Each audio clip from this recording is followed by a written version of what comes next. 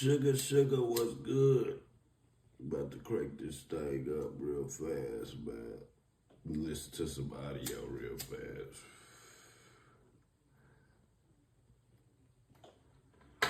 What it do, what it do, what it do? I go by the name of B.O.W. representing that self-made hustle TV where the hustle has to be in you, not on you. Make sure y'all like, share, and subscribe.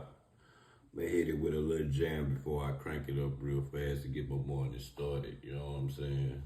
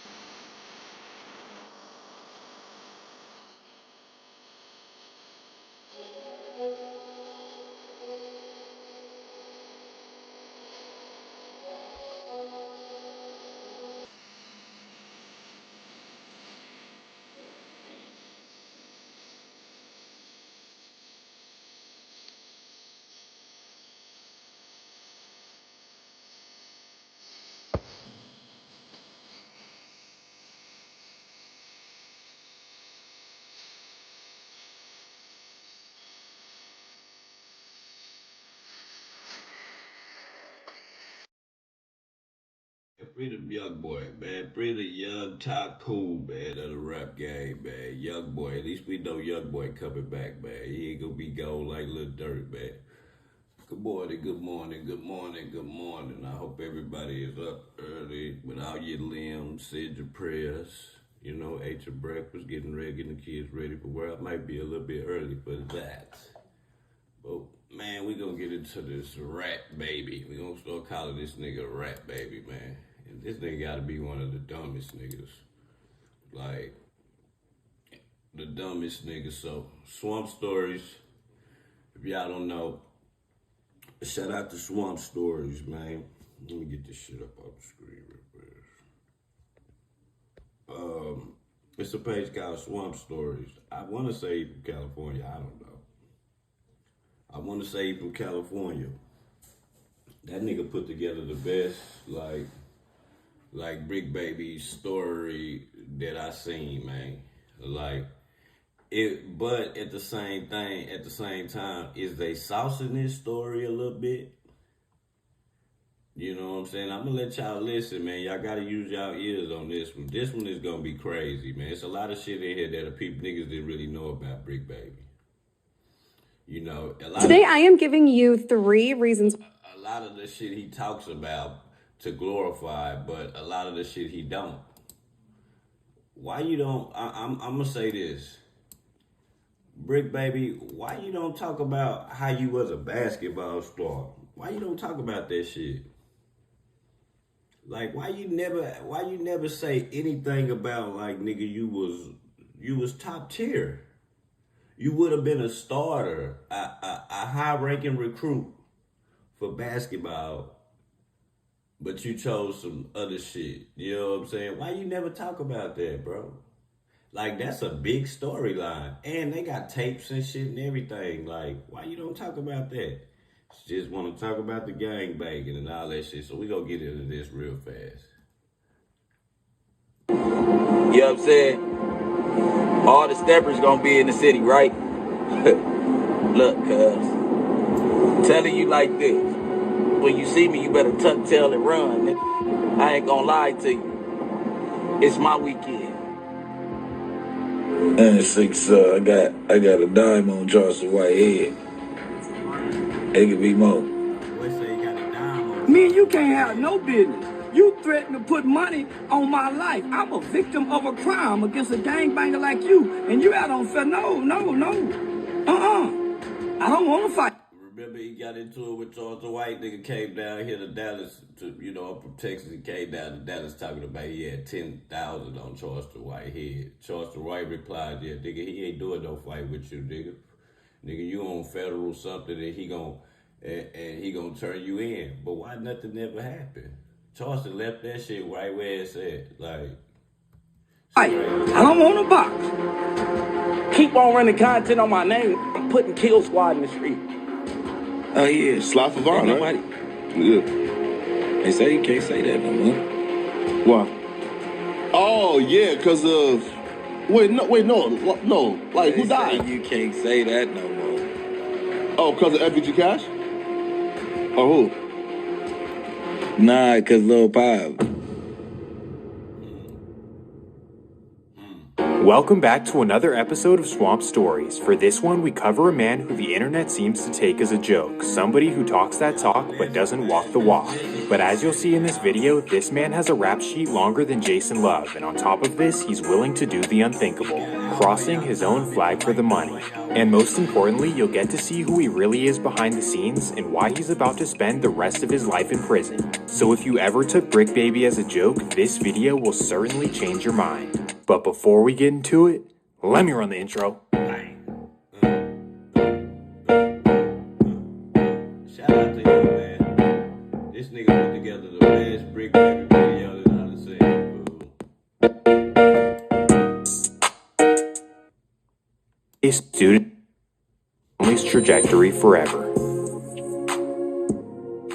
While Zaire was in middle school, his parents would meet and build a relationship with Big Meech and Southwest T, the founders of the notorious BMF. Ooh-wee, this took their hustle to a whole new level. Basically, they started with helping BMF expand to the West Coast, but then they were actually invited to live with them in Detroit. This was a financial opportunity of a lifetime, and Zaire's parents would take up on it and flee to Detroit. Obviously, they would leave the kids back home to be raised by Granny, and this is when life would start to derail for Zaire. Once his parents left, he began to veer towards hanging out with his cousins in the hood, who happened to be notorious Rolling 60s members. And unfortunately, as soon as he was introduced to the lifestyle, he knew that he wanted to be a part of the streets. But because he was only 11 to 12 years old, his cousins refused to put him onto the hood, and as a result, Zaire tried to create his own gangs. And we started some Boy say he tried to create his own gang because they wouldn't let him get on because he was too young. Inglewood, California crib.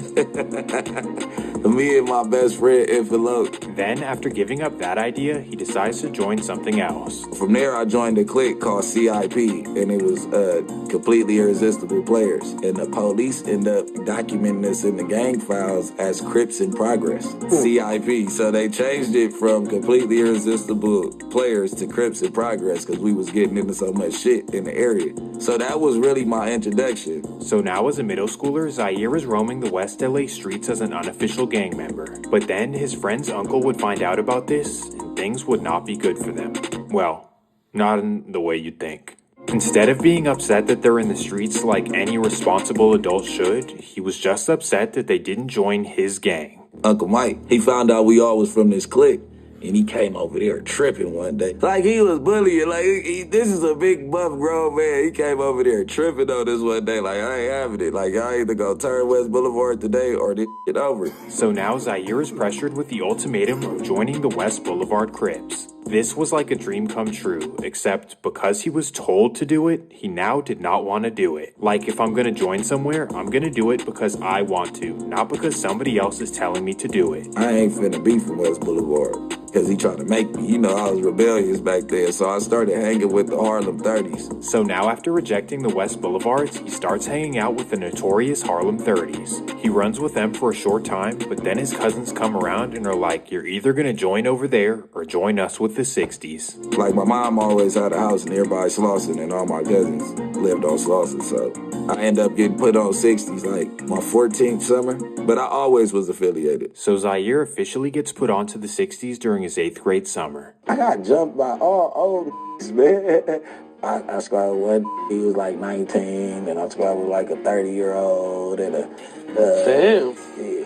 Yeah, I got knocked out. So now he's officially a Rolling 60s member right before starting out at his private high school. He's known as Zaire Mitchell at school, and on the block he's known as Wild Bill from the Overhills. But somehow amidst his gangbanging, he's able to maintain an above 3.0 average at school and to become the backup point guard. Now you might hear backup point guard and think that he was trash, but no. You gotta know where he went to school. So you telling me this nigga played for a top tier high school? Top tier high school, bro. Like, shit on the table for you, nigga. We talking about some shit for you to go to college, for you to explore, to leave the ghetto. But this old tough bonehead ass nigga rather go like do some dumb shit. Nigga, I wish. Nigga, I turned to the streets because I didn't make the team. Once I seen basketball was over for me, nigga, I was in the streets. You get what I'm saying? Like, a nigga had 1 foot in already, was just learning this shit. Once a nigga knew freshman year that he wasn't gonna motherfucking make the basketball team, nigga, I went to the streets, nigga. And I was good at it, because that same year, nigga, I pulled up in a car, freshman. We driving cars, nigga. We 15, 16, having cars. Like, off the streets. You know what I'm saying? Come on, man. They were stacked. We'll get into all of that in a second, but the point is that while he's doing all this positive stuff, he's also living the life as a full-time gangbanger. When he wasn't at his Christian academy, he was knee-deep in very dangerous situations in the set. Specifically, his main expertise was robbing and extorting rappers who come to LA, and that takes us to 2004. June 29th, 2004. It's the weekend of the annual BET Awards in LA, and the Rolling 60s have nothing but extortion on their minds. Hi, I'm Burke. Goddamn commercial. Yeah, y'all listen to this shit, man. Listen to this shit. And his boys have somebody they want to target. Yep, that's right, Jeezy the Snowman. They desperately want that chain. Why him? Well, simply because he has the shiniest chain they've ever seen. We've never seen nothing like this. You gotta think, LA, like the real Gotti diamond jury, diamond in each link, like, this has never been done in LA yet. The rapper's jury is very feasible. Like, if you get you some rapper jury and go to the jeweler, you up a couple $100,000. This nigga here. Unfortunately for them, they're unable to get a hand on Jeezy at the award show, so now they follow him to the club.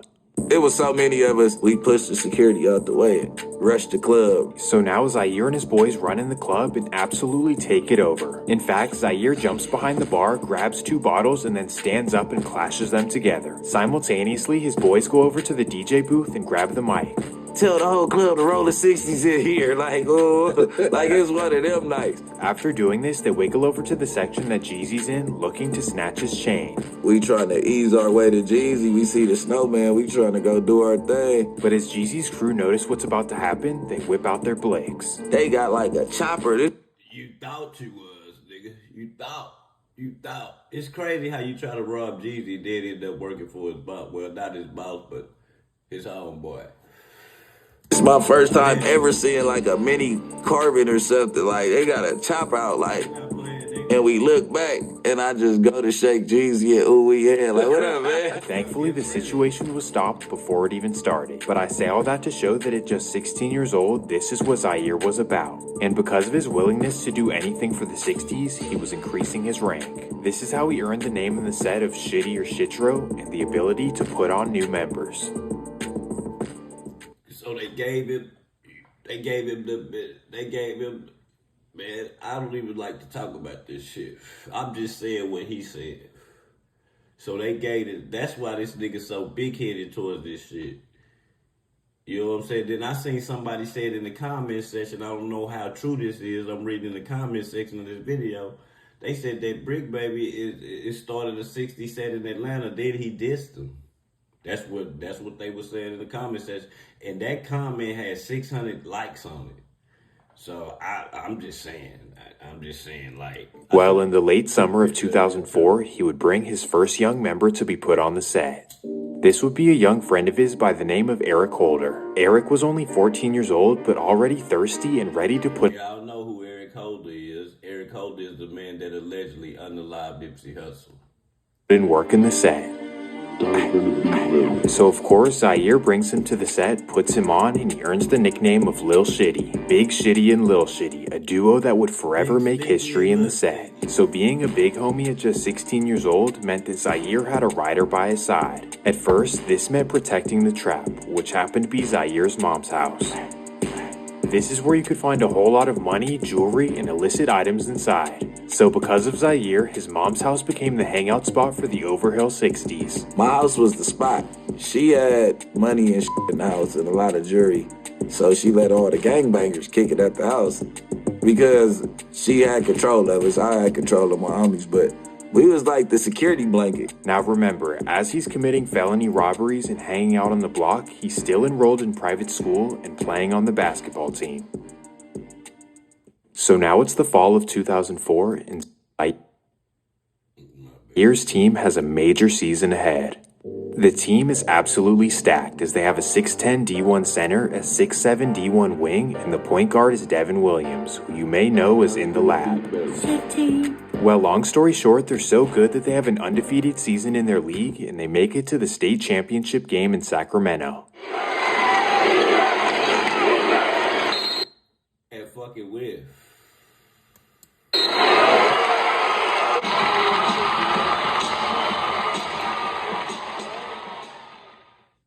Of course, they win the state championship, beating a Bay Area team like LA always does. So on paper, everything in Zaire's life is looking good. A good GPA, winning a state championship, and also getting noticed on the AAU circuit. In fact, he was playing so well that he skipped his senior year of high school to go play at a basketball prep school in Mississippi. Now you'd think that with this great opportunity, Zaire would go into it with a positive mentality. Now that I'm out of state, I'm going to leave the gang stuff behind me and simply focus on basketball. But sadly, for whatever reason, he simply cannot let the street life go. So right after his senior year at the prep school, he catches his first case. As he's riding around Mississippi in a car with no registration, the troopers get behind him. And because he has an illegal weapon in the car, he decides to take him on a chase. So he bends a few blocks, giving him enough time to roll down the window and throw out the clip and then throw out the weapon. So then after getting rid of it, he rolls his window up and then pulls over so they can talk to him. Unfortunately for him, the officers did see him throw it, so they go around and they end up finding it. At this point, everything he's worked hard for is at jeopardy. He could quickly become a felon. However, because of a technicality in Mississippi law, he gets off with a misdemeanor. Threw the gun, so they found the gun with no clip. That's a misdemeanor. Because it wasn't like... Well, while this is going on and he's sitting in a jail cell, he does receive some very good news. And while I'm there, I get an acceptance letter from Atlanta University. So now he has the amazing opportunity... So this nigga in jail for a heater, get an acceptance letter into a college. Nah, it ain't no Duke or nothing. But to get your chance to get up out the ghetto, nigga. You know what I'm saying? Like, come on, man. Like... to play on Clark Atlanta's basketball team and to go to school for free. Well, after presenting this to the court, the judge thankfully allows him to get out of jail just 2 days before orientation. What day do you start orientation? He let me out 2 days before orientation, so I couldn't do no gang banging or nothing. This was a close call, but thankfully they let him off easy and he's able to now focus on... Well, is he? Oh, hell no. You'd think that catching that case would scare him straight, like everything I've worked hard for almost was out of my hands. Like now I'm gonna focus on basketball and school and definitely stay out of trouble. But nope, Zaire's entrance to Atlanta would be quite the opposite. As soon as he touches down in the city, he links up with his Rolling 60s cousins who now run with BMF. So while his classmates are... So remember, in California, he was trying to take Jeezy chain. Now you in Atlanta, nigga, your people running with the same niggas. Allegedly, that's what they said. I believe it when I hear Big Meech and them say it, but I know Big Meech and them ain't gonna say that shit though. Sleeping in the dorms and kicking it on campus, he's with Big Meech at the club and sleeping in his mansion. I mean, this just me. Maybe I'm a hater.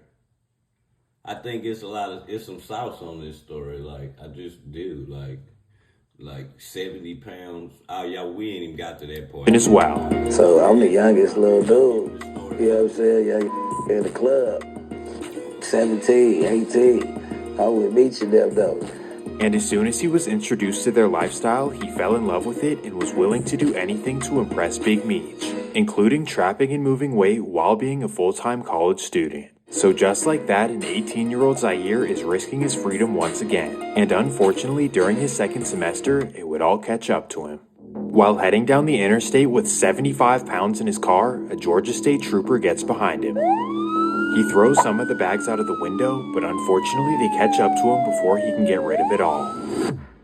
And just like that, Zaire is arrested and is facing a serious Class A felony. While enrolled as a college student, he's now facing up to 8 years in prison. At this moment, everything he's ever worked for is now way out of the window. They caught him red-handed with serious weight, and he's going to be sitting in prison for quite some time.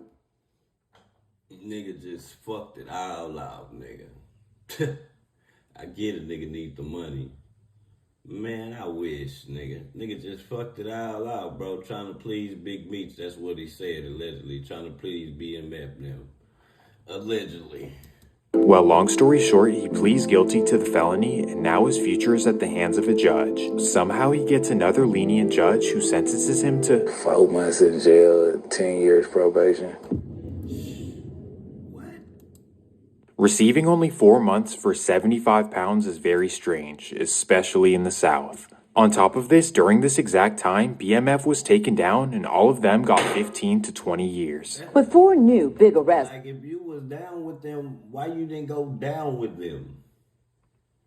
If you was down with them like you say you was, why you didn't go down with them? I'm not wishing jail up on nobody. I'm just asking questions, man. Who the fuck am I? Man, come on, man. Atlanta police believe they have just about shut down the so-called Black Mafia family.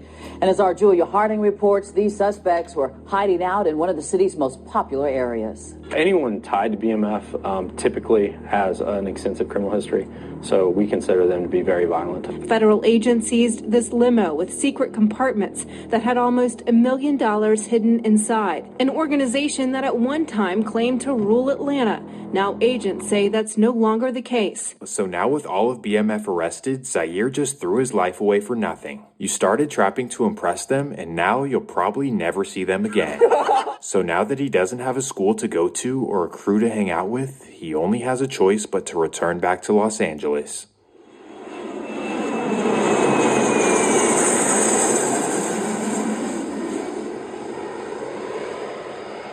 So right after his release from Fulton County Jail, he makes his glorious return to the wicked, overhill Los Angeles streets. It's now the fall of 2006, and Zaire is back to ground one, hanging out with his 60s homies in the hood. He's now just another failed high school athlete who's back in the hood doing absolutely nothing.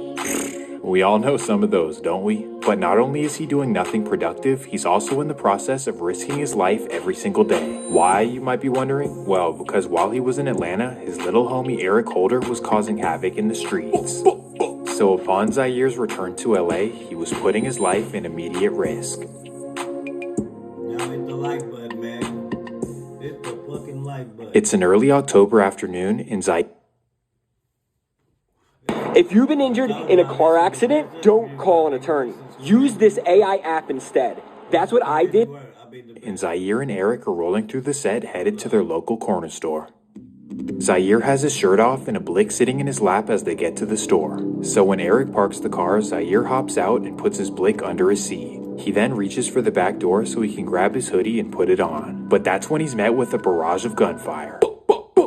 Shots are flying from all the way across the street, but somehow Zaire is hitting his shoulder. It then ricochets and hits him in his neck, which completely shatters his back. So now he's laying on the floor and can't move anything under his waist. Thankfully, that's when Eric runs around to him, picks him up, and ties him down in the front seat. He then runs around to his side of the car, hops in, and speeds away to the hospital. They ended up taking me. My boy was panicking, driving 100 miles per hour. I'm like, man, slow down, because I didn't have no feelings, so my neck I'm like, bro. Thankfully, he ends up surviving after making it to the hospital, but that's when the doctors give him devastating news. Like, I was in the bed, like when I first got shot, and he was rubbing the bottom of my feet. So what happened, my nerves were shattered. I had fractured my neck. I'm telling them, like, I could feel you rubbing my foot. He like, no, you can't. You're paralyzed. You'll be, he's like a Middle Eastern dude. You'll be paralyzed forever. You'll never walk again. I'm like, bro, I just felt you rub my feet. He's like, you want to feel me rubbing your feet? I'm like, what the So for 6 months, he lays in a hospital bed thinking that he'll be in a wheelchair for the rest of his life. A whole lot of time to lay there and think about all of his wasted potential. So now he's pissed off at his rivals and he tells Eric to go put in work. So from what we know, Eric Holder immediately hit the streets and started knocking down rivals. So not only did he save his life, but he also allegedly eliminated those who did this to his friend. Eric's loyalty to Zaire was unparalleled. He was basically forever indebted to his life. Well, after months of being angry in a hospital bed, a miracle comes out of nowhere. We sitting inside the hospital, we watching TV, and I just move my legs up like, and she like, what the f*** are you doing? I'm like, I was like, oh shit, I was trying to get comfortable. And my legs just moved. She like, what the fuck? Like, oh, she ran and got the nurse. Went to rehab, physical therapy after that for like 4 months. Somehow, after 6 months, he's able to fully recover and get back on his feet. And after his full recovery, he would smartly get out of the LA streets and head back to Atlanta. Now, you may be thinking that this was his wake-up call to get out of the streets, but this wasn't the case at all. Instead, he heads back to Atlanta with a serious mission in mind, and he brings Eric with him. Basically, he wants to become the king of the streets, the powerful leader of the Georgia Rolling 60s. At this time, and really still to this day, the streets in the South had absolutely zero structure. Nobody listened or followed orders from anyone, and it was pretty much every man for himself. No certified OGs, DPs, put-ons, none of that. So essentially what Zaire was trying to do was bring the Los Angeles way to Georgia, where he could have people under him and serving anything he wanted. So in order to do this, he hit the streets hard and recruited new members, guys who were under him and who would do anything he said. And in the process, believe it or not, they took over some serious hoods, and this is how Zaire truly made his name in Atlanta. From the notorious Four Seasons apartments, the West End, and a Southside hood known as Shady Park. While in the process of expanding the set, Zaire unfortunately brought some havoc to the streets. In typical LA fashion, he began robbing and extorting rappers, a trend that Atlanta had never seen before. No, that's somebody I robbed that was Gucci best friend. This is how he becomes known for robbing in Atlanta, somebody that you'd rather have on your side than against you. So he's basically extorting people for friendships, but on the flip side, he's also pretty intelligent.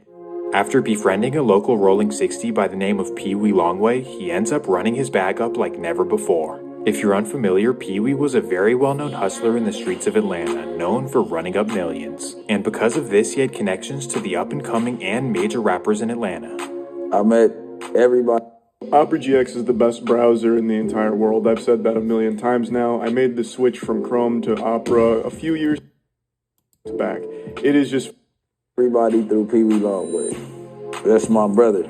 That's like my brother-in-law. As they were constantly in studios and surrounded by rappers, they decided to join together and to start a music label. This would be known as Money, Piles, and Ammo, also known as MPA. Okay, so you guys start rolling together and you guys start MPA together. We around it so much. Let's pay for some studio time, shoot a couple videos. Let's just see where this goes.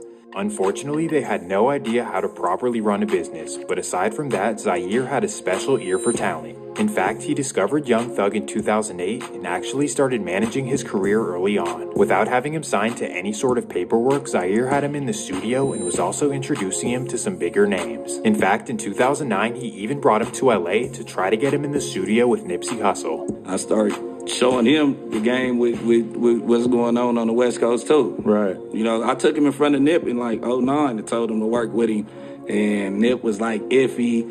Thug was slime, man. He was real, like, you know what I'm saying? He was out here robbing, doing all, regular hood. So the point is that he was helping out Atlanta artists, and he had a really good ear for talent. So not only does he have a potentially major label at his hands, but he's also doing pretty well financially. In fact, in 2009, he copped a nice condo in Sandy Springs, a fly whip, and he was just doing his thing. Once again, things are truly looking good for him, but sadly, this is when he's met with some terrible luck. October 22nd, 2009. It's a Thursday night in North Atlanta, and Zaire is headed down Interstate 19, headed towards downtown. As he's cruising down, a Georgia State Patrol gets behind him and runs his tags. Unfortunately, he never registered the car, so the officer hits the cherries. Ah shit, here we go again. Zaire knows that he's riding dirty as a convicted felon, so he smashes on the pedal. Now he's on a high-speed chase, cutting in and out of traffic in Buckhead, and then skirt, he smashes into a pole. Just like that, the officers are able to pull him out of the car and they find weapons inside. This time, it's no joke, as he's facing 4 separate felonies. So already being a convicted felon, he's looking at up to 12 years in prison. But somehow, once again, Zaire is able to completely avoid prison and only get a few months in jail. What?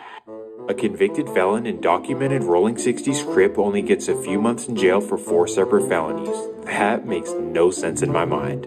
Well, once again, he gets off easy and he's right back on the streets in early 2010. But not for long. On July 28th, 2010, he would have another high-speed chase while on probation. And yet again, he's caught with a weapon and facing 10 years in prison.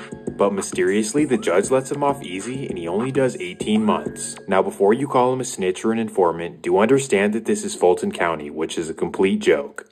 Definitely. Well, regardless, it's now 2012 and the MPA boss returns to the streets. While he was away, Pee Wee Longway was able to discover young rappers Lil Durk, Rich Homie Quan, and a group called the Migos. Rich Homie Quan before he came out. I'm hearing 21 Savage before he came out. So as soon as Zaire got out of prison, he was connected with them and actually started helping their careers. Not only did he pay for their studio time and connect them with rappers, but he also provided them with protection. Durk being an outsider from Chicago and the Migos being suburban wannabes, they both could use some protection. But most importantly, the biggest thing he provided was protection whenever the rappers went to LA. In fact, he even brought Future to LA for the very first time. You know what I'm saying? I've been that person, like bringing them out here. Like I had Future, I turned LA on the Future. I was listening to the Dirty Sprite 1. I bought them out here to do a song with Nip. Essentially, he was every rapper's connection whenever they'd go to LA. He was the first and only call. Remember this, because it will be very important. Well, as we know, everyone around him and Pee Wee was getting rich and famous during this period. And after a while, they got kind of tired of being the guys in the background, and they wanted to try rapping for themselves. So Zaire would become MPA Shitro or MPA Brick Baby, and Pee Wee was still Pee Wee Longway. Early on, things were looking bright for the duo, as they had the help of Durk, Future, Young Thug, Gucci Mane, and more. Basically, because of everything they had done for them, if they ever needed a feature, it was done right away. But then, unfortunately, as things are going up for Brick Baby, he catches another felon in possession charge in Los Angeles. And this time he's sentenced to 3 years in prison. As he's sitting in a lonely prison cell, everyone around him is getting rich and famous. Young Thug signs with Birdman and blows up, Future blows up, Lil Durk blows up, Rich Homie Quan blows up, Pee Wee Longway blows up, well, kind of, but you get the point. Oh, and don't forget that the Migos get a feature with Drake, and they're out of here as well. So literally everyone who was with him in Atlanta completely blow up and get nationally famous. All while Zaire Brick Baby is sitting in a California prison with no fame or nothing. Damn, that would shatter any man's ego. Don't act like it wouldn't. But on the flip side, because they're all rich and famous now... Hi, I'm Rhiannon Lewis. Sometimes I make a list of people who make me feel invisible. Now he assumes that once he gets out, they'll definitely put him on. So 3 long years go by and Brick Baby is finally released. It's 2015 and Brick Baby is finally home expecting a warm welcome. But as soon as he touches down, a harsh reality kicks in. These guys are not your real friends. Aside from Thug, Pee Wee, and Durk, his friends were not there to help him out and pretty much wanted nothing to do with him. You told me earlier that you've been cut off. People cut you off or something of that sort. My industry friends that I thought was my friends now. Free YSL, Gunna, Slime. Y'all did, you know what I'm saying? You already know, we ain't even got to talk long way. Are we speaking Dirty. like After everything he did for some of his friends in the industry, he really took it hard. If it was broke, we could go through DMs, or when you was up and coming, we could do that. I just feel like they wanted to be around me when they was broke because they didn't have nothing. So now you a millionaire now, you don't want that type of pressure around. But you think I'm going to turn that energy on you? You my boy. I love you. I wouldn't give a fuck if you had $1 or $1 billion. I'm going to treat you the same way. Brick Baby was now a peon or an afterthought to many people he helped out, and this truly hurt his ego. Now, instead of being the guy who helps out rappers and protects them, he reverts to being the guy who wants to rob them. Don't come to LA. Unless your name is Dirk, Thug, or Pee Wee, you better tuck your tail. So as the streets tell it, Brick Baby becomes the biggest chain collector in LA. Basically, he had his young Rolling 60s members doing serious homework in the streets. This included having them sit at the airport for rappers to come to town and then following their cars back to their hotel. Then they'd relay all of this information back to Brick and he'd do with it what he pleased. So basically, without them knowing, rappers were being tracked by Brick Baby the second they stepped foot in LA. Then he and the Rolling 60s would wait for the perfect opportunity to strike, and then they'd get up on him and give me everything you got. So just like that, he went from being known as the helpful guy in the industry to the boogeyman. And because of this reputation, he would be featured on YG's notorious song, Don't Come to LA. Don't come to LA, Raffles for their jewelry. Bro, LA is so corny, bro. But anyways, as the YG feature would help his recognition, he was still hurting financially. How I know this? Well, he was now 29 years old and still taking penitentiary chances. And that takes us to September 21st, 2017. It's an early Thursday afternoon on the west side of LA, and Brick and two Rolling 60s members are masking up for a lick. In particular, they aim to hit a high-end jewelry store in the wealthy Marina del Rey. So at 1 p.m., they arrive in front of the store in a gray Range Rover SUV. Then they quickly hop out of the car and run inside the store with bags. Once they're able to secure a few expensive items, they run out of the store and hop back in the Range Rover. Brick then quickly speeds away, not realizing that LAPD are already behind him. After bending a few blocks, he hears the sirens and knows they're in trouble. So he instantly punches the gas and busts a left down a residential road. This is when he finally realizes that it's a dead-end street. So now he has no choice but to stop the car and run inside a nearby apartment. While he barricades himself in the lobby, police completely surround the area. And from here, a 6-hour standoff begins. Brick Baby in the 60s versus LAPD.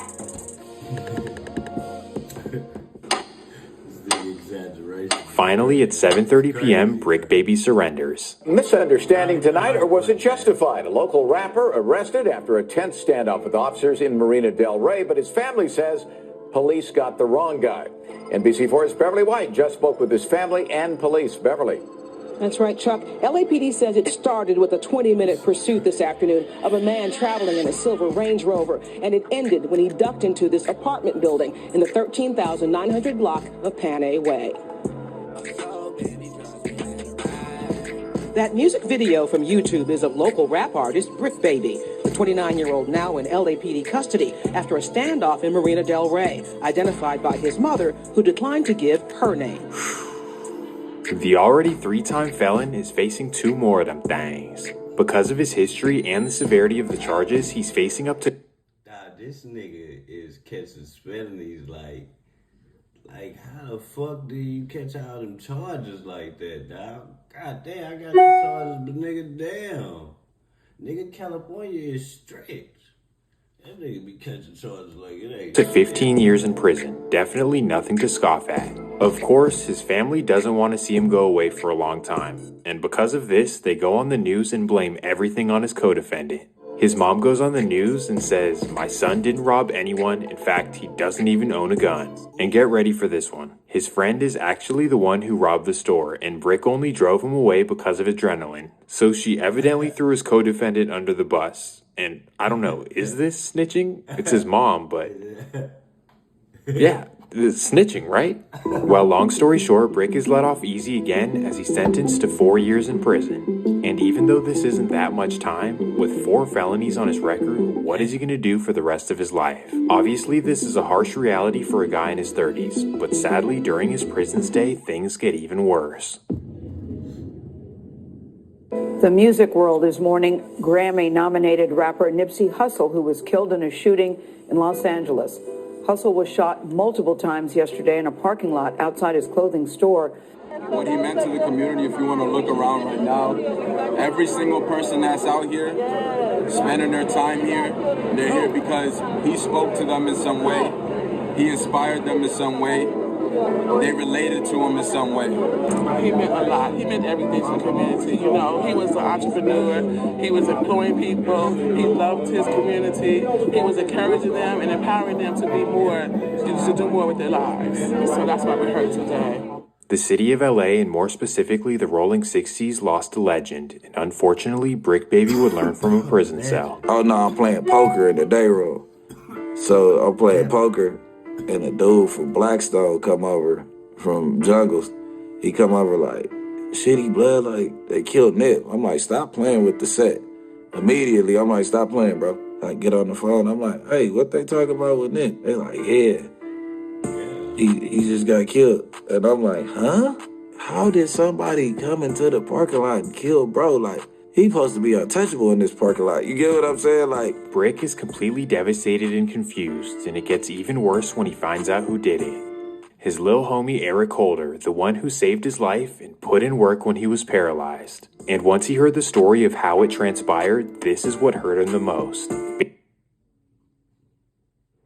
I'm a little disappointed where I'm at right now because, you know, I just want to get more hits. And right now, if a song drop, if it's not a hit, I'm like... Basically, he was with his girlfriend and he walked up to Nipsey in front of his store. And when he goes to dap him up, Nipsey refuses to shake his hand and calls him a rat.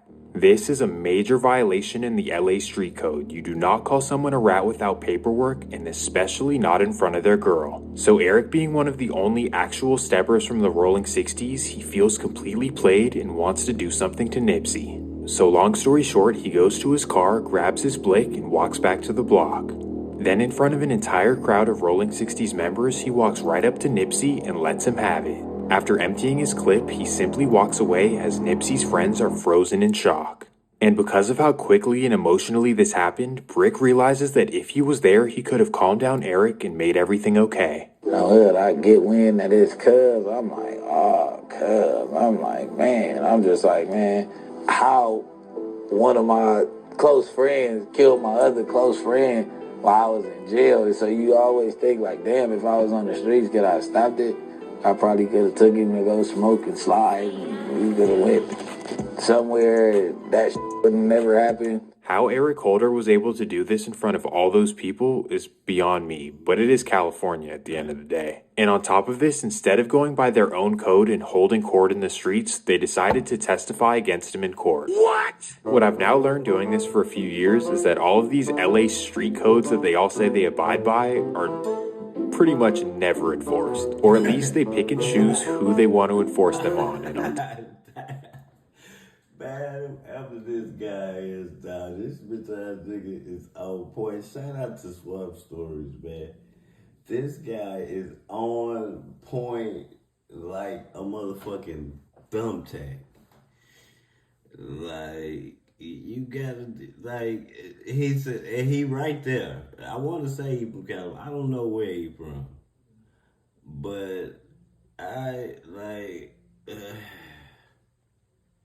listen, man. How come he can say this shit and get 400K views? Like, everybody understand it. Like, with some nigga get 9,000 likes. I've been saying this, dog. It be so much selective shit, and I ain't like, yeah.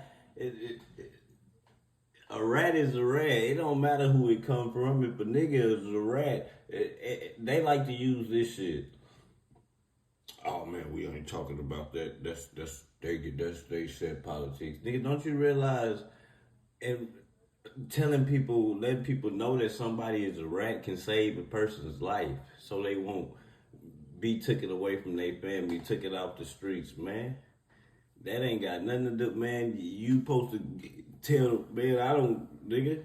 Ain't no difference, man. I ain't, man. Listen, man. They be selective, man.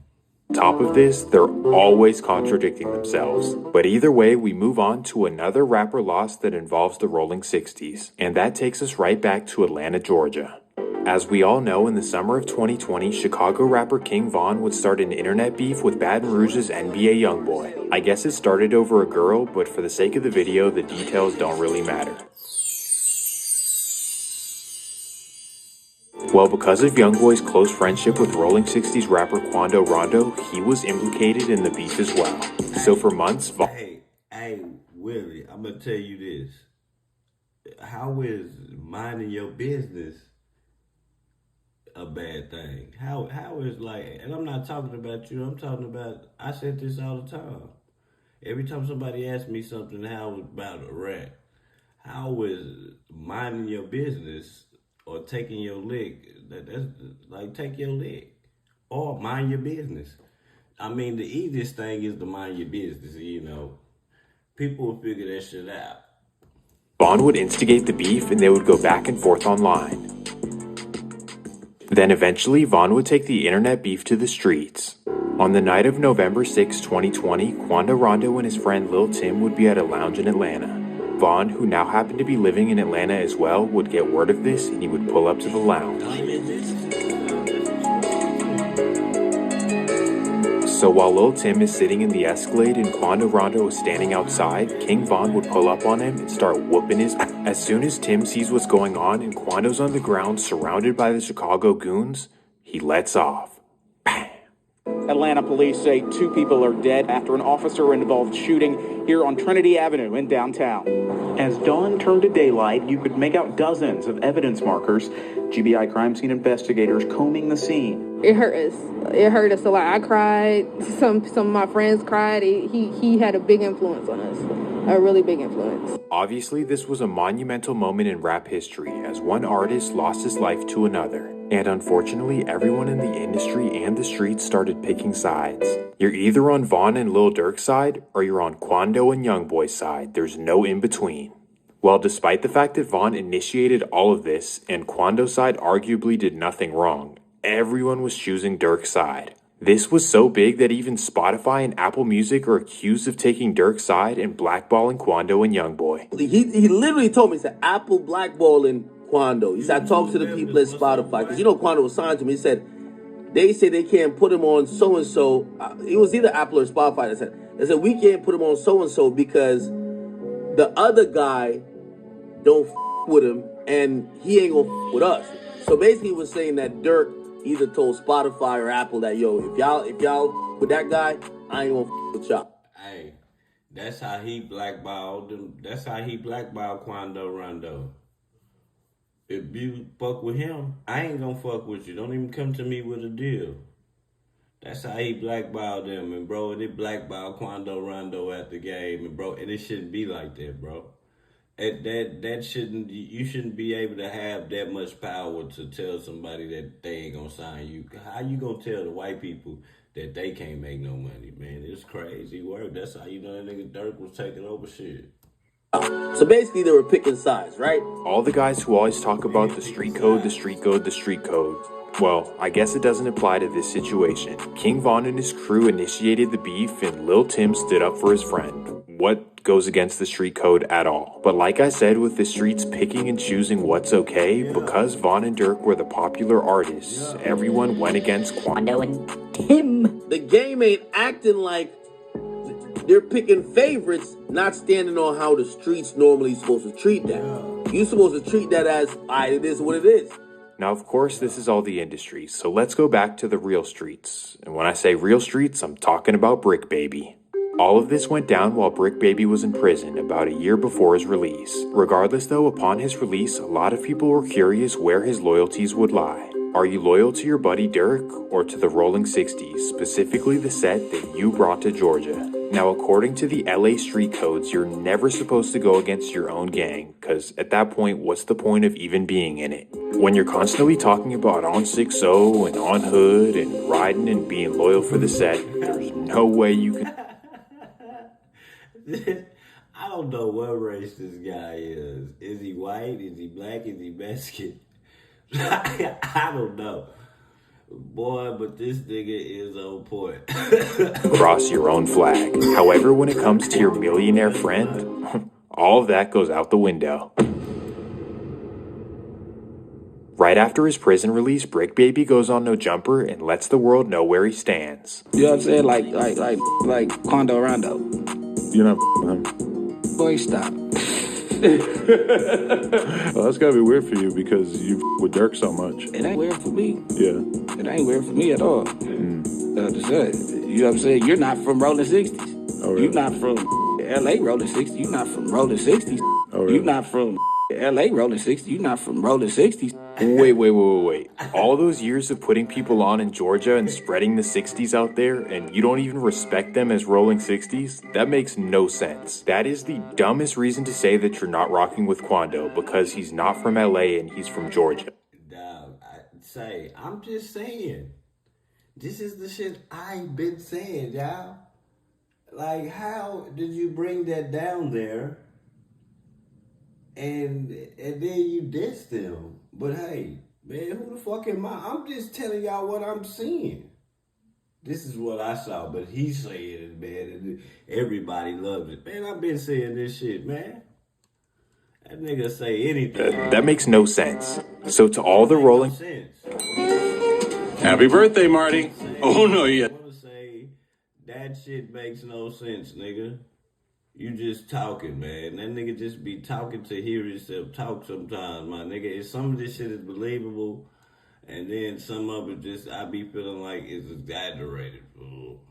I just feel like that. Like, who the fuck am I, though, man? I say this all. Understand that the guys in LA do not respect you, so just understand that. And that's not to mention that the guys out of state are probably more active, because in LA they're just squabbling and catching fades and hanging out in front of their $1 million hoods where nothing happens and they talk about how crazy it is. But the point is that Brick Baby did the unthinkable and went against his own flag for his millionaire friend, going against everything he's ever said he stood for. And that just shows you the true character of Brick Baby, just grimy and slimy. You really from the trenches and you showing love, cause we not gonna get on your ass. You get what I'm saying? Cause you got it like how we got it. Cause you got it like how we got it. Cause you got it like how we got it. It's these pretending ass niggas. You don't have a hood that you taking care of. You're not from the hood. You're not from the hood. You're not from the hood. You're not from the hood. You're not from the hood. So now that we know where Brick Baby stands, let's focus back on the beef between Lil Durk and Quando. From all accounts, Quando and the Savannah Rolling 60s never wanted beef with Vaughn and really never wanted this to happen at all. And despite the fact that all Lil Tim did was defend his friend, Lil Durk still wants get back for Vaughn. Well, given that Durk lives in Atlanta and Quando and his boys are only a few hours away, you'd think that he'd send a hit to Savannah. But because Quando and his boys would have home field advantage, and it's the South where everyone's packing heat, it's not necessarily an easy hit. But instead, Durk waits patiently for them to go to a particular city, a city where he knows he can get them gone. This, of course, would be the city of Los Angeles, which for 3 reasons would be the perfect place for him to do it. If Quando and his boys are in LA, they have no home field advantage. In fact, they probably don't know where they are at any time. And secondly, they won't be strapped, because the laws in California make it pretty much impossible to do so. And the third reason? None other than Brick Baby. As we know, Brick Baby is the king of hawking down rappers as soon as they touch down in the city. And not only can he give you Quando's exact location, but he can also supply you with what you need. You know, the days. Well, from what the FBI states, Lil Durk waits patiently for Quando and his boys to go to LA. And that day would finally come, nearly 2 years after the demise of Vaughn. August 18th, 2022. It's a regular morning like any other when Lil Durk gets a call from an unknown source informing him of Quando's presence in LA. This is the opportunity he's been waiting for, so he seizes it and he quickly calls an OTF member by the name of Vonnie. OTF Vonnie, whose real name is Kevon Grant, is a certified stepper from Detroit who's known for getting things done. So as soon as Durk gets the information on Quando, he calls up Vonnie and has him fly on his private jet to come meet him. So according to investigators from here, Durk and Vonnie have a meeting where they discuss what needs to be done. And because of Vonnie's reputation for allegedly getting people slumped, he's tasked with handling all the logistics. This includes booking flights, hotel rooms, rental cars, and basically handling everything that needs to be done. So as soon as the meeting wraps up, Vonnie immediately gets to planning. First, he gets in contact with 4 reputed OTF steppers, handpicked by him. These would be DeAndre Wilson, also known as Didi, Keith Jones, also known as Flocka, David Lindsay, also known as Brown Eyes, and Asa Houston, also known as Boogie. He informs them of the mission at hand and tells them to immediately get ready. Then he makes a massive mistake. Using OTF credit cards, he books them red-eye flights to Los Angeles. Coincidentally, just minutes after doing this, Dirk texts him, "Hey, don't book no flights under my name or anything that has to do with me." Too late, buddy. Not only did he already use the OTF card to get them flights, but he also got them hotel rooms as well. On top of this, one of the hitters DMs his girl on Instagram and lets her know that he's on his way to Los Angeles. Regardless, this doesn't stop anything, and the 4 OTF hitters head to the airport for the midnight flight. Okay, so now that all the travel is handled, Vonnie hops on a private jet headed to Los Angeles.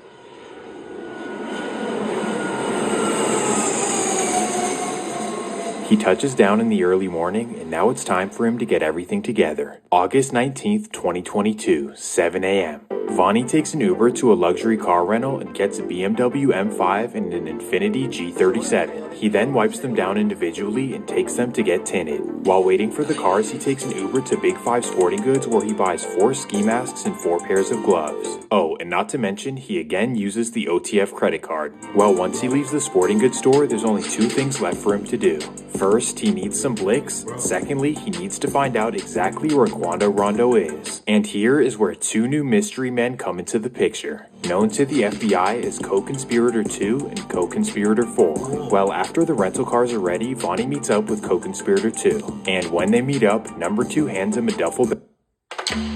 Want to keep your hairline where it is? Through Hims.com, you can explore a range of options that work best. Full bag full of...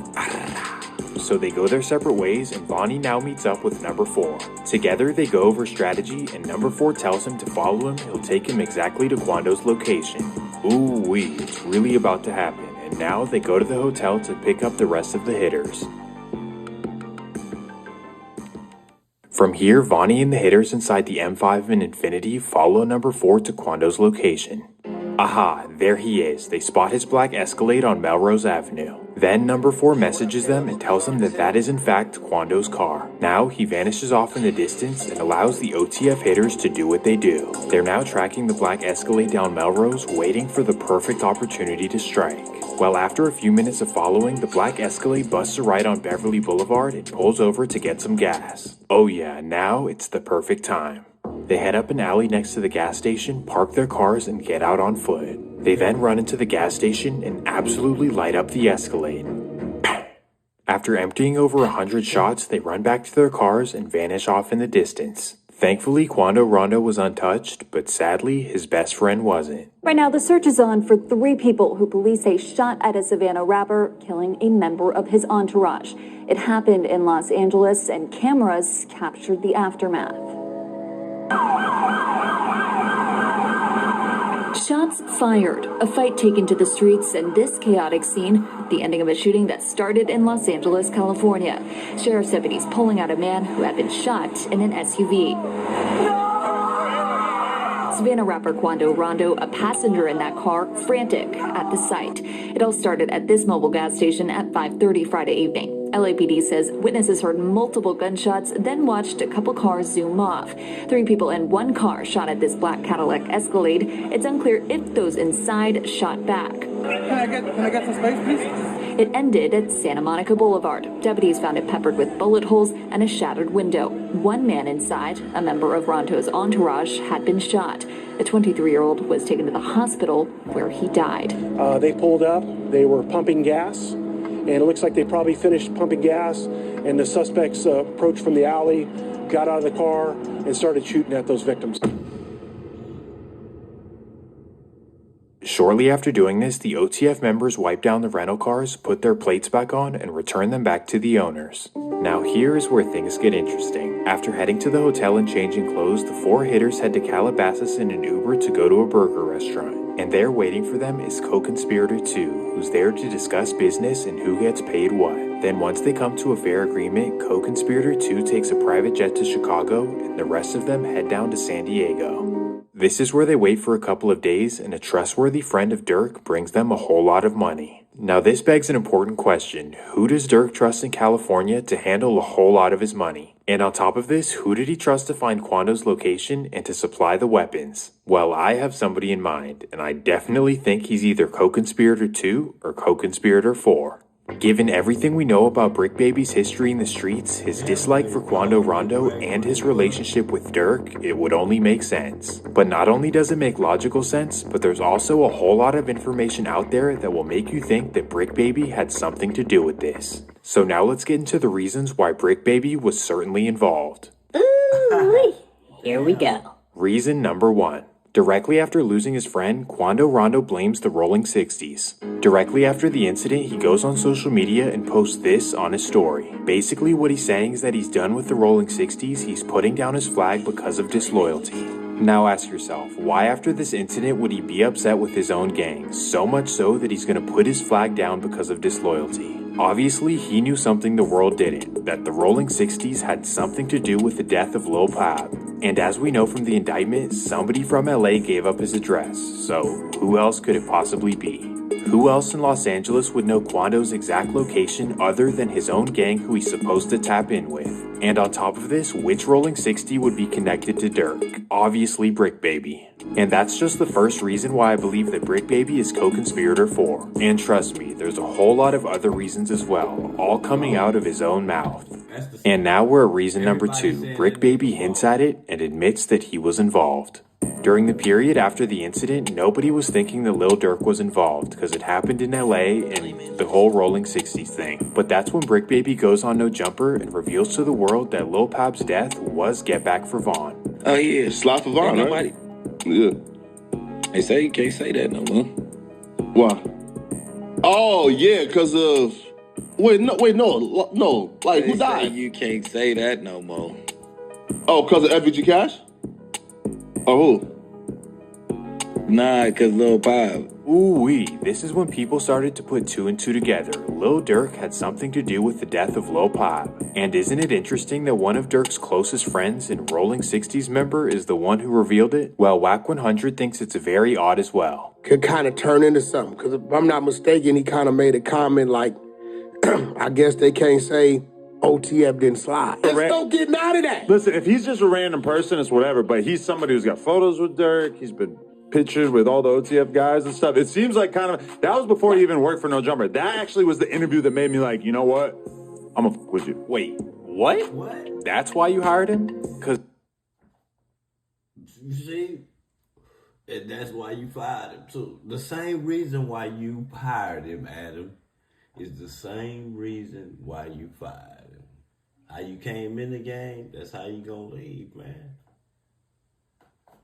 Let that sink in. Because he snitched on Lil Durk. What? But anyways, let's continue. Because at the time, OTF was never mentioned. Right.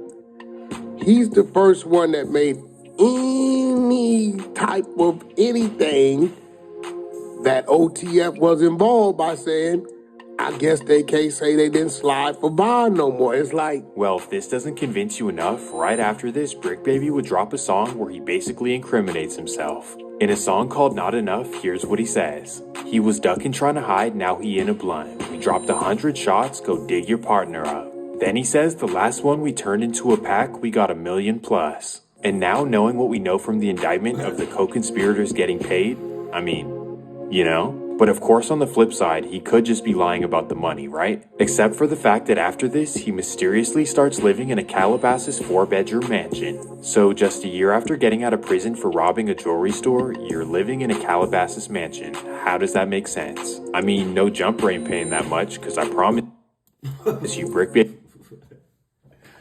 Hey, dog. Oh, y'all listening? This is why I don't want y'all to see no video. I want to make y'all listen to this shit, man. Use your ears, man, and just listen. All this shit, I don't know, all this shit ain't true, but that nigga hit some major points. You in a mansion? Oh, No Jumper? Adam ain't paying for that. Man, come on, man. Hey, let's fucking go, dog. Baby's house is worth more than Adam's. Don't forget, Brick Baby is the Stuck in a difficult roommate situation and an even worse credit situation? Good thing there's self-free rent. the rich Crip. Okay, so what? Have guys and stuff. Did this nigga, we gonna rewind it back. This nigga say that Brick Baby house is worth more than Adams. That's what he said. I know that ain't. I went back. Seems like kind of that was before he even worked for No Jumper. That actually was the interview that made me like, you know what? I'm gonna fuck with you. Wait, what? That's why you hired him? Because he snitched on Lil Durk? What? But anyways, let's continue. Because at the time, OTF was never mentioned. Right. He's the first one that made any type of anything that OTF was involved by saying, I guess they can't say they didn't slide for bond no more. It's like... Well, if this doesn't convince you enough, right after this, Brick Baby would drop a song where he basically incriminates himself. In a song called Not Enough, here's what he says. He was ducking trying to hide, now he in a blunt. We dropped 100 shots, go dig your partner up. Then he says the last one we turned into a pack, we got 1 million plus. And now knowing what we know from the indictment of the co-conspirators getting paid, I mean, you know? But of course on the flip side, he could just be lying about the money, right? Except for the fact that after this, he mysteriously starts living in a Calabasas 4-bedroom mansion. So just a year after getting out of prison for robbing a jewelry store, you're living in a Calabasas mansion. How does that make sense? I mean, No Jumper ain't paying that much, because I promise you Brick Baby's house is worth more than Adam's. Don't forget, Brick Baby is the rich Crip. Okay, so let's get back on track. The No Jumper interview where he reveals that the Lil Pop situation was get back for Vaughn, that was in February. And strangely, just a couple weeks later in March, the feds start tracking Brick Baby's every move. In fact, they even spy on him for 4 months straight. To know you was getting followed for 4 months. It was 4 months? Hell yeah. The only thing you told me is that they were following you back and forth from your house to here. And that kind of tripped me out. I'm like, wow, so these fools are just like parked outside sometimes and we just don't even know? And low grandma van, like soccer vans and shit. And after 4 months of spying on him, they finally raid his house in the middle of the night. Yep, on June 25th, 2023, his Calabasas mansion was raided and they found an AK-47. Now generally this isn't that serious, but given that he's a 4-time felon, this is no joke. In fact, just like Crip Mac, he was facing up to 15 years in prison. And even though he seemed to wiggle out of serious consequences for every felony he's ever had, this one is a little different because it's the feds. Well, long story short, over the next year, somehow the case just magically disappears. And that really makes you wonder, how does a 4-time felon have such a big case dropped, just like that? Well, actually, the first question is, why was he being spied on, and why was he raided in the first place? Does it have anything to do with the murder of Lil Pop? Or the fact that he was snitching on himself? Well, Whack 100 seems to think that he snitched to get out of this, and that's why Lil Durk is now indicted. Brick got an open case. And everybody's watching, Brick, where your court dates? Boom! OTF is hit with an indictment. And even if Brick didn't actually snitch, Whack says that he could be the reason that the feds even look Lil Durk's direction. Now, you got the people saying, well, this dude's a known gang member. He ran with these people. Okay, well, let's look over there. Maybe they wasn't even thinking about looking over there. But because they heard him say it, they like, let's look into that. Let's just see where it takes us. And they might have looked at one dude, grabbed at one dude from what they heard, and the one dude went bad and fed him everything else. So okay, so let's now play devil's advocate, right? Let's assume that Brick Baby had nothing to do with the death of Lil Pop and that he's not a snitch. And if that's actually the case, please explain these two reactions. This was his live reaction to receiving the news that the 4 OTF members were indicted. There, nigga. Yeah, this is crazy. Hang on, wait. Yeah, that's him. Wait, was this an attempt? Or an alleged? No, he dead. Look at how that nigga look. No, Quando. Yeah, Lil Pap is his man. His man's dead. Oh, his boy, but he didn't. Man, I told y'all, man, when y'all watch that interview, man, y'all gotta listen to Self-Made, man. Listen to me, man. When he got that news, bro, he hit that cigarette, bro, the eyes don't lie, man. Didn't I tell y'all that, man? Everybody who tuned into me understand what I'm saying, man. The eyes never lie, man. If y'all seen when they first said that and he was on No Jumper, man, that nigga eyes, that nigga look, I'm like, damn, boy, this nigga look weird. What the fuck you looking like that for, man? Yeah, you looking like that because Get him. Nah, Quando's fine. So they got his boy instead. His boy is dead. Yeah. But were they alleged to try to get him too? Yeah, he was there. So, But was he the intended target? That I don't know. Yeah, see, right. this is how you need to be when you sit down with Diddy's bodyguard. Yeah. Or I'm sorry, with This Biggie's is bodyguard. good. See, this is good. This is I'm exactly I'm getting the a kind free of lesson here as well. Yeah. So essentially, Thank you for that, by the way. Thank you. 1,000. I appreciate it. Got you. Hey, dog, y'all niggas gotta look at this motherfucker. Dog, I told y'all, fool. I say, man, look at this nigga. This nigga looking weird. Even the white people, whoever see this shit, and they, dog, this nigga looking weird. He acting weird, fool. That nigga had all the energy. Nigga, it was like, that nigga got the air took out his chest. That nigga eyes, the nigga was looking spooky. Man, y'all better know that. To my buddy. So this dude, Quando Rondo, he's an artist that was affiliated with the dude that had alleged or had killed King Von. So, and this was allegedly a retaliation for that. Well, I'm about to say, nah, that's crazy. So the feds charged an indictment with unsealed. It said was unsealed Thursday in the U.S. District Court in Los Angeles. Are Kevon London, DeAndre Wilson, Keith Jones, David Bryan, and Ossie Houston. I don't know, maybe I'm looking too deeply into it, but he seems nervous. And to make matters even worse, he says that giving up Quando's location for Lil Durk is something that he would actually do. Like, why would you say that? Then there's people like, you lined up somebody from your hood. Like, listen, I didn't do shit. But at the end of the day, what's wrong with giving my friend the address? Oh, this is my boy. He lost his boy. Who did it could be around. 9 times out of 10, had he had asked me, I probably would have been. If he even asked anybody, if this is even true. But 9 times out of 10, like I said, can I leak a bar? Sure. I said if he make the call right now, I dig his up in. Right. What's wrong with getting somebody from your own gang killed because your friend asked you to? I mean, what's wrong with that? Like, forget on a moral level. Clearly, this guy has no morals. But on a street level as well, especially in LA, openly admitting to backdooring your own gang for your millionaire buddy is crazy. So you guys tell me what you think. Firstly, do you think Brick was involved in the hit in any way, and was he co-conspirator 2 or co-conspirator 4? And secondly, do you think he's a federal informant that gave up Durk for his own protection? And even if he didn't officially snitch, do you think that his song lyrics and comments on podcasts are the reason that the feds looked into Lil Durk? Well, Hey, the way he put it together, man.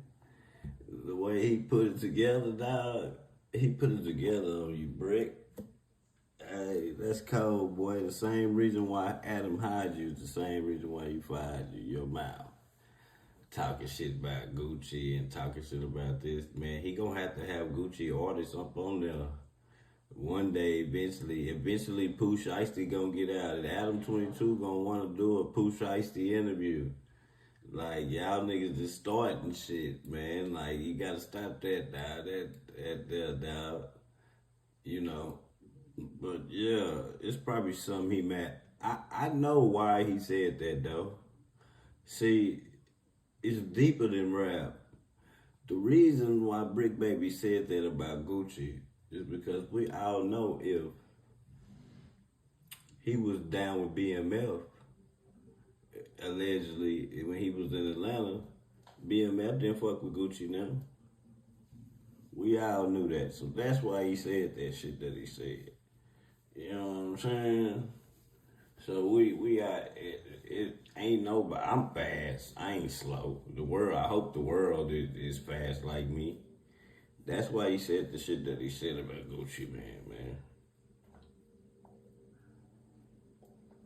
The nigga said he was around all the rappers, but what's crazy is he thought these niggas was gonna help him when he got out. Nigga, you can't rap. Nigga, you suck.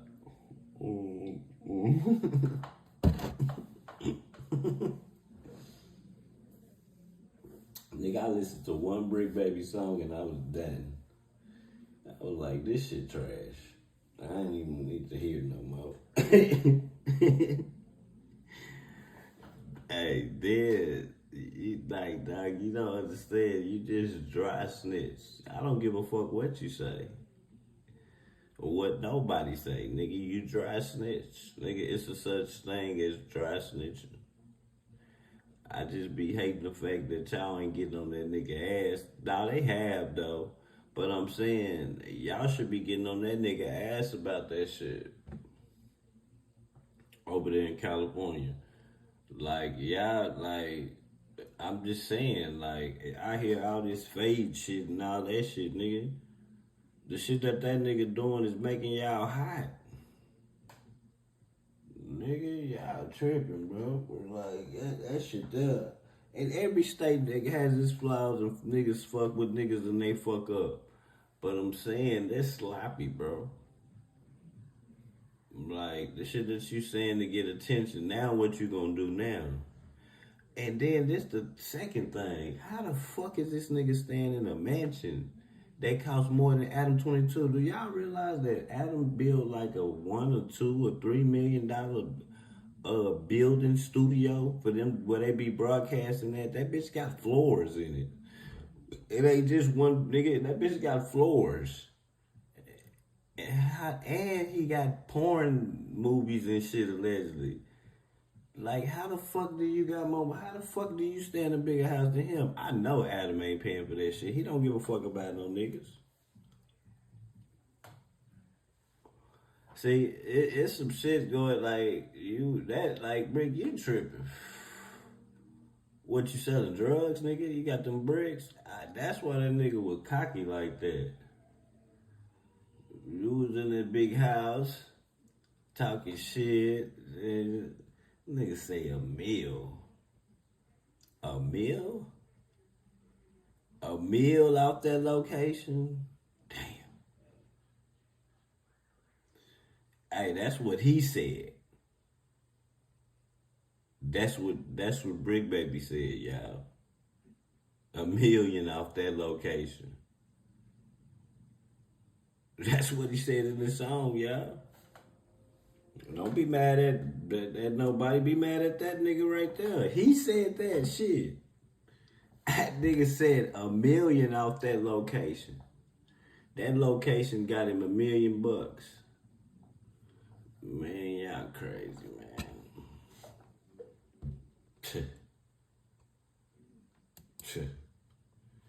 Hey, but they be saying I'm tripping though. Nigga, I ain't tripping. That nigga, that's what he said.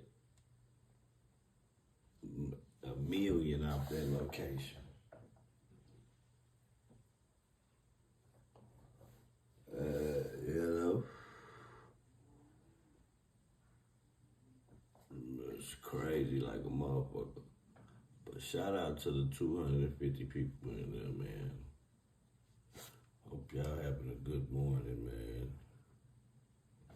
You know, Steve Dillard. Man, if I turn this camera on, you'll see how I'm living, nigga. Steve Dillard. Are you talking about Brick Baby? My bad. My bad. You know, you dry snitching it. Well, I mean, niggas be wanting to be like Dirk. You know, Dirk dry snitch too. Shit, they be wanting to dry snitch, so I guess that's cool. My nigga. Why would you want to tell on your brother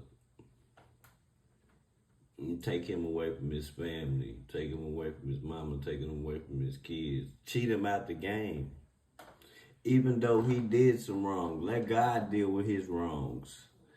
Another nigga shouldn't be able to cheat a nigga out the game and deal with another nigga wrongs. And at the same time get paid off the shit. That shit ain't fair.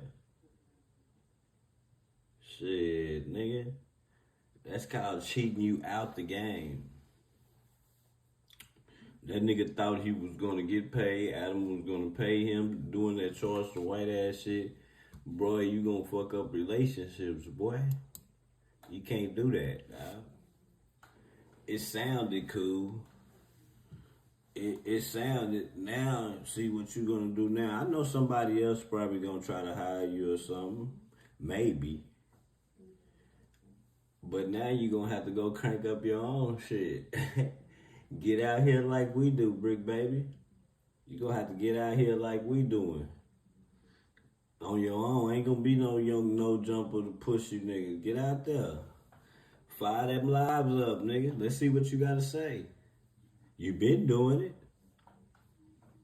Nigga stayed on live all day, nigga. The other day, nigga.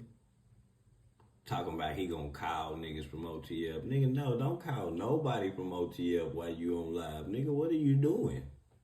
What are you talking about, Brick Baby? Bro, I would never answer that nigga call. Nigga, you crazy. Pee Wee Longway. This nigga crossed Pee Wee Longway, man. So you would have did the same thing you did to Quando to Pee Wee.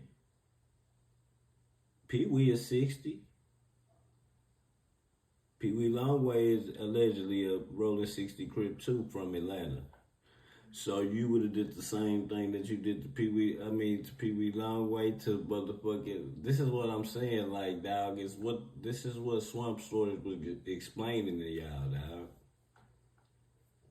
Like, this is crazy work, bro. Nigga had no loyalty. That's why I don't need no gang, nigga. I'm an army by my motherfucking self, nigga.